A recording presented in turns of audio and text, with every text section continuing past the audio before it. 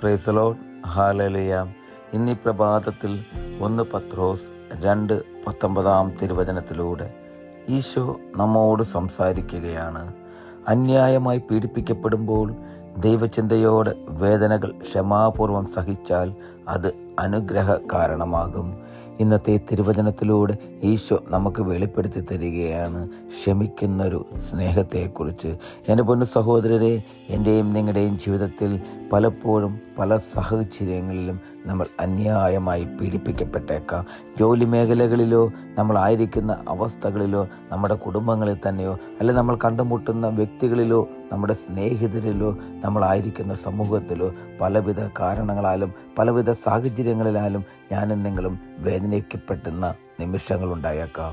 എന്നാൽ ആ വേദനകൾ ഞാനും നിങ്ങളും ക്ഷമാപൂർവം സഹിച്ച് നമ്മെ വേദനിപ്പിക്കുന്നവരെ നമുക്ക് സ്നേഹിക്കാൻ സാധിച്ചാൽ, എൻ്റെ പൊന്നു തമ്പുരാൻ പറയുകയാണ്, നമുക്ക് സ്വർഗത്തിൽ നിന്നും വലിയൊരു അനുഗ്രഹം എനിക്കും നിങ്ങൾക്കും ഉണ്ടാകുമെന്നാണ് തിരുവചനത്തിലൂടെ നമുക്ക് കാണുവാൻ സാധിക്കുന്നത്.